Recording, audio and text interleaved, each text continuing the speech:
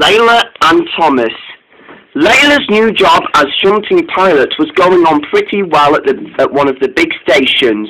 She knew what to do thanks to the other engines giving her advice.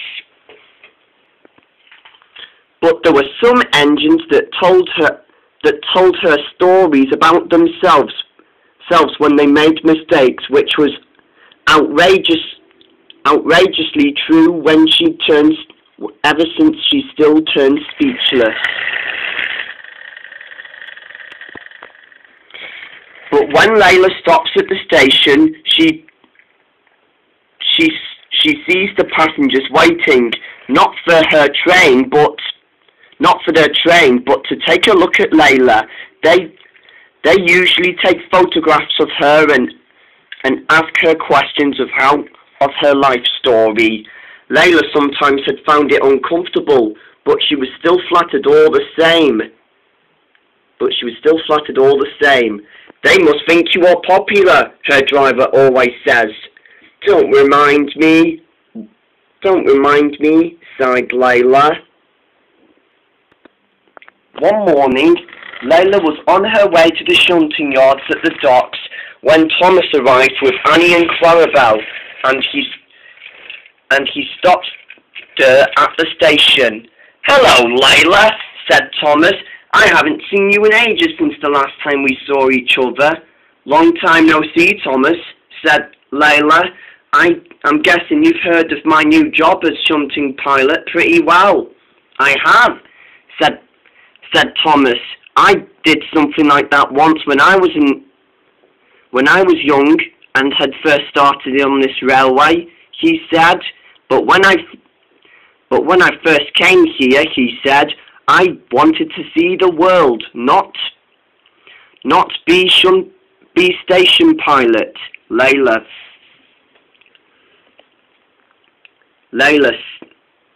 chuckled, but secretly she was still not impressed. "Well, let me tell you this, Thomas," she said. "I don't actually want to see the world. I want to be station pilot, and you should not have quit this job," she said. "And by the way, engines with branch lines are not really useful." This made Thomas feel hurt. "You know what?" he said. I've worked hard all day, and this is what I'm getting from an engine who speaks to me like that," he said. "Mark my words, Thomas," said Layla. If you make that mistake, you're dead wrong. That is all," she said, and then Layla puffed away to collect some coaches. Thomas was cross and felt like getting payback, but he had the naughty plan in his funnel, and he decided to find the fat controller for it, and soon he puffed away. Later, Thomas arrived at the next station when he met the fat controller there. Just then he asked, "Sir, what is it?" the fat controller asked. Then he began his plan. "I've heard rumours of the Doncaster party on Wellsworth," he said, and I've heard that there is this express train Layla can pull," he said. I think the Doncaster party will start at Wellsworth will start tomorrow," he said the fat controller. "Plus, this express train comes from the Doncaster Railway," he said. "I'm sure we can make arrangements for Gordon to pull it." "Not Gordon, sir," said Thomas. "How about Layla? She'd be strong enough. She's stronger than me. She told me that before." Then the fat controller had decided. Very well, I shall get Percy to shunt the coaches at this station tomorrow, and then Layla can pull the rest of this express." And the fat controller walked away. Thomas chuckled. His plan had worked. The next morning, Layla arrived at the big station when she heard from the station master about the news from Wellsworth. Layla was not happy. First I'm getting people buzzing around me like bees, and now hello Layla, interrupted Boko. Are you excited for the party at Wellsworth today? You're not camera shy, are you? No, gulped Layla, but secretly she was. Don't worry, said Boko. I'm sure it will be alright. I get admired sometimes and it's not that bad. Layla smiled and decided to pluck up courage. Then I'm going to give it a try, she said. If you'll excuse me, I'll be going to find the express, she said, and Layla steamed off. Boko chuckled. He knew what he had said. At last, Layla arrived at the next station where the Doncaster Express was waiting. She buffered up and was whistling. Get in quickly, please.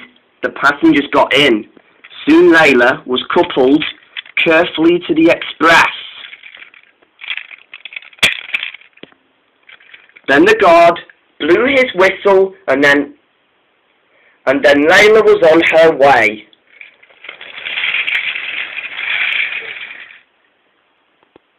Just then, Thomas was still at the big station when he saw Layla. When he saw Layla in the express, he grinned, not at Layla, but for his plan working. Just then, Layla was puffing along. I'll do it, she puffed. Then she went up the Action Canyon. Then there was trouble. Layla began to feel the heavy express trying to pull her down. She had forgotten that she can't pull heavy trains up the hill. Then with her full might, she did it. But then she started to suffer. Oh, she groaned, I can't pull this train any longer. And she couldn't. The train was so heavy, and Layla couldn't pull it any longer. Then she stopped. My axle box broken, she moaned. Oh dear old girl, said her driver. So it has. We'll telephone for help straight away. Meanwhile, Gordon was at the party at Wellsworth. He was waiting for Layla impatiently. Come on, Layla, he thought. Isn't she ever going to hurry up? But she was still not here. The Fat Controller was inside Wellsworth Station when he got the call. That's not like Layla to break down. I will send Thomas to rescue her immediately. For the rest of the day, Layla was still sadly waiting when she heard a familiar whistle. Thomas, she thought. She scowled at Thomas before he revealed himself out of the Action Canyon tunnel. And popped out of Thomas was the Fat Controller. Layla, he said, I did not know you have broken down, but we better get a move on. The party will be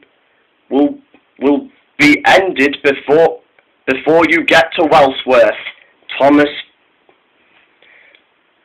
could see Layla looked bad. Then he decided to apologize. Before the Fat Controller could climb back on board Thomas, Thomas told the Fat Controller what he had done. The Fat Controller was cross. I will not tolerate being manipulated by my own engines, he said. What you have done today was an example of bad habits, he said. You, Thomas, have let me down, and have let Layla down, and you've almost let the entire party down, he said. What kind of first impression you have made, he said. I gave you your branch line, and I can take it away if this happens again. Do I make myself clear? Yes, sir, Thomas said sadly, and the Fat Controller climbed on board. Thomas had no time for apologies, and he pulled Layla and the express to Wellsworth.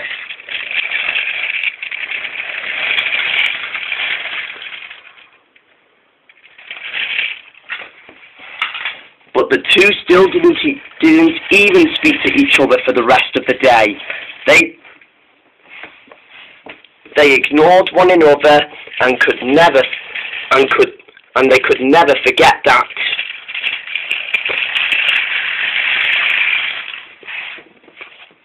At last, and a few miles per hour, they've reached Wellsworth Station, and the party was still going on. Gordon beamed. "That's how nice of you to show up," he said. I'm glad you're still part of the same works we were built." Layla smiled, but it was a little smile, but she knew Gordon was no longer teasing her. And the party was still around Wellsworth until they went on. When the party at Wellsworth was over, Thomas had to shunt Layla to the works to be mended. Thomas felt bad and decided to forgive Layla for what she said to him earlier. "I'm sorry I played that trick on you," said Thomas. I didn't even really think about it," he said. "That's all right, Thomas," said Layla. "I'm sorry I insulted you earlier. I'm sorry I insulted you yesterday," she said. Perhaps I was too big for my buffers." "Don't say that," said Thomas. "You really are a great pilot shunter, aren't you?" said Thomas. "Thanks, Thomas," said Layla. But really, I don't want to see the world. I want to work hard and be really useful again." Thomas was very happy. "You know," said Thomas, "I tell you what, while you're at the works, I'll make you a fair deal." And he told Layla all about it before they went to the works. But until a few weeks later, after Layla was sent to the works to get her firebox mended, Thomas now had to do Layla's job. He had forgotten what to do a station pilot, but it brought back so many memories to his younger buffers, and the trains were now running on time as usual. Until the next day later, after thinking about what he had done, Thomas had his branch line back, and Layla was back to being station pilot again. She knew she was happy to be back. When she returned, she was given a welcome from the big engines. James, Henry and Gordon no longer ordered her about as a tank engine. They knew she was a great station pilot and was good at keeping promises. And whenever you see a half-black and half-red tank engine sitting at the station waiting to be admired by the passengers, you already know that her real name is Layla, who was saved from scrap after running away from Sodor for the second time. And little do we know that she was one of the high-praised engines that was built in Doncaster, and she will always be remembered after her bravery and after being the new station pilot of Sodor.